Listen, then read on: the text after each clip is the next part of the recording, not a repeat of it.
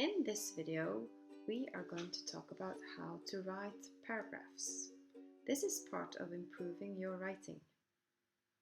Okay, before we begin, we need to define what is a paragraph and why on earth should we work on them?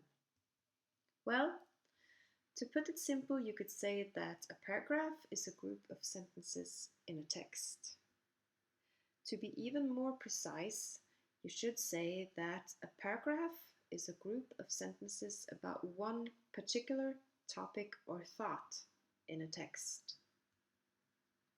Paragraphs in a text are separated from other paragraphs either by indentation or by skipping a line. Let's have a look at an example. On the left-hand side, you can see paragraphs divided by indentation. This is where you can use your tab button to indentate or make innrykk, as you would say in Norwegian. On the right-hand side, you can see paragraphs that are separated with skipping a line, and this is where you can use your enter buttons. Both of these ways of separating paragraphs can be used. Okay, so what is a paragraph again?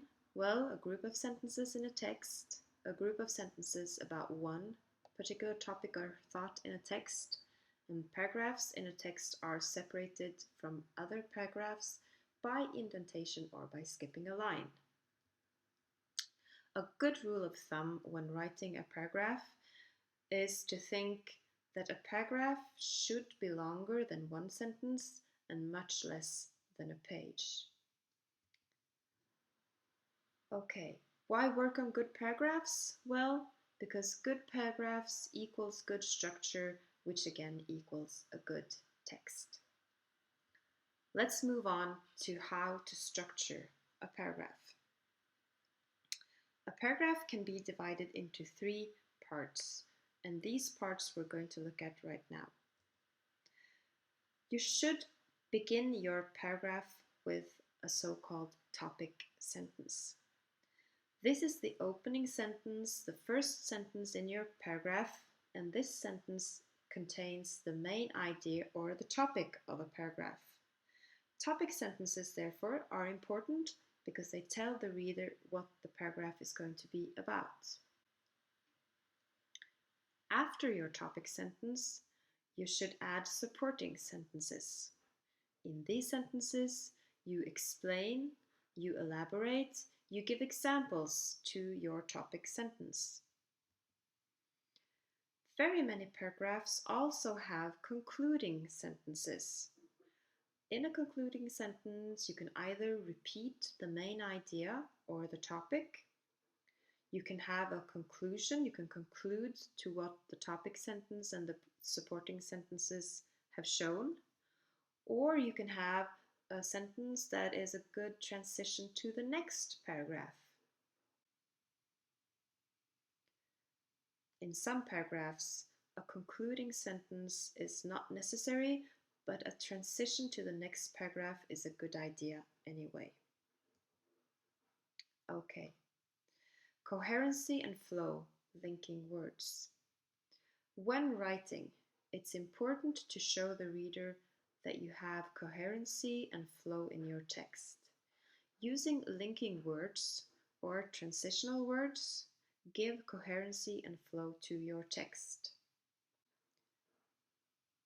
Linking words can be used in paragraphs to show coherency in a paragraph, but also between paragraphs to show coherency between the paragraphs. Some examples of different types of linking words. You can use linking words to give more information. For example, words like besides, first, second, third, in fact, or in addition. You can use linking words to give examples. For example, for instance.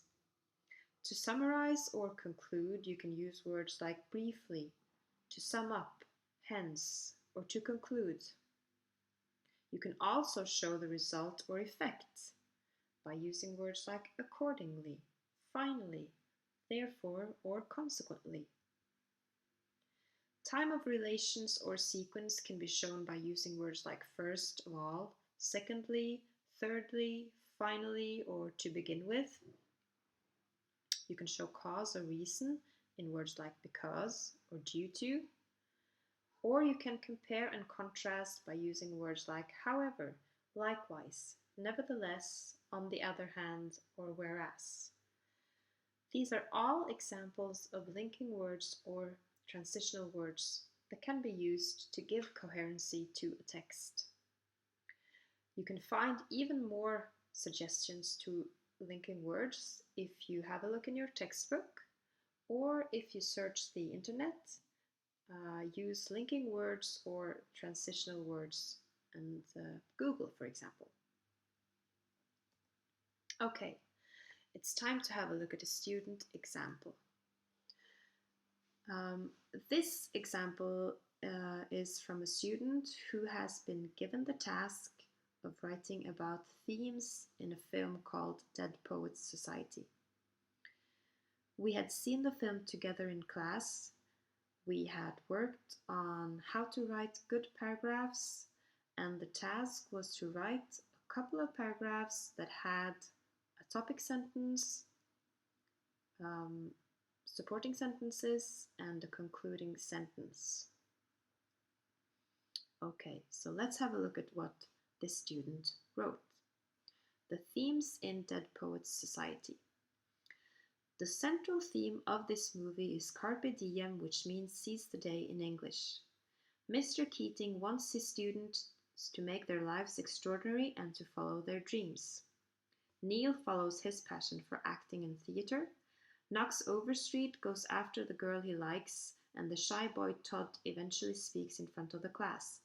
Therefore, this movie is about seizing the day and about being unique and unafraid to follow your passions. Now, as you can see, the girl has a topic sentence where she both says what she's writing about, which is the theme, and what she thinks the theme is. The central theme of this movie is Carpe Diem, which means seize the day in English. Then she follows with supporting sentences, explaining why Carpe Diem is a theme in this film. Mr. Keating wants his students to make their lives extraordinary and to follow their dreams. Neil follows his passion for acting and theatre. Knox Overstreet goes after the girl he likes, and the shy boy Todd eventually speaks in front of the class. So here you can see the supporting sentences.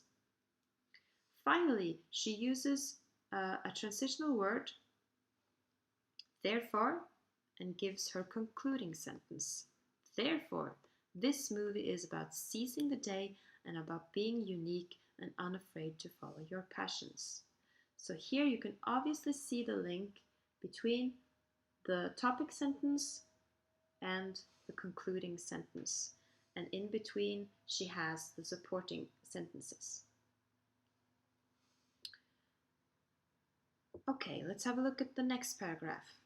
I also think change is an important theme in this movie. Here again, you can see the topic sentence using a linking word also to show flow and coherency with the first paragraph, which is also about a theme, but about the theme Carpe Diem. And now she's talking about a new theme, change. Again, she has supporting sentences that give examples and explain. Todd, for example, went from being very shy and embarrassed to being brave enough to face his worst fear, speaking in front of the class. In fact, again a linking word, Todd was the first one to stand up on his desk when Mr. Keating was leaving the classroom after getting his stuff. This shows that Todd has gone through a change during this movie. Another example is when Neil at the end finally managed to tell his father about his acting dream, but unfortunately he rejected him. He went from being full of energy and happiness to being very sad and down.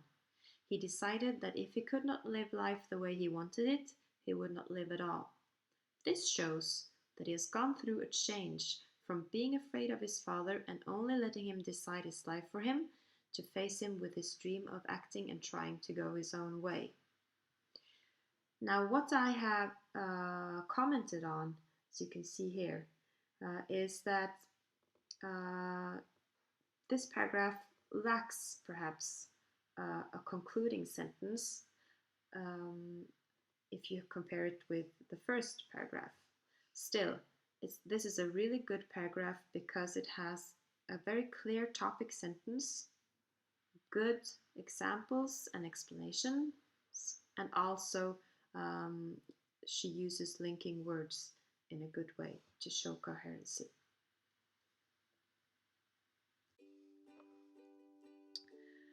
Okay, let's sum it up. What's important to remember when writing a paragraph? Well, it's important to remember that one paragraph equals one main topic or one main point.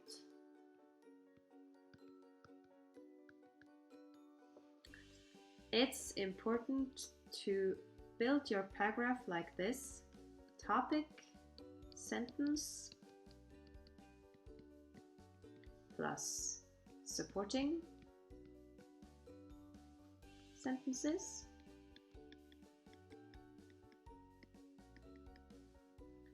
plus a concluding sentence.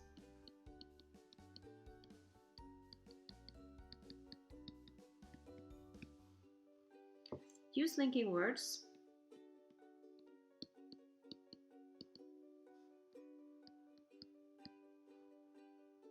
And remember, well-structured paragraphs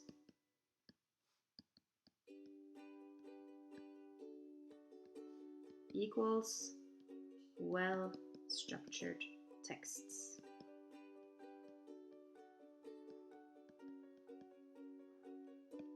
Good luck on writing your own paragraphs, and remember, you can always read more in your textbook or at ndla.no if you have a look at the subject Engelsk.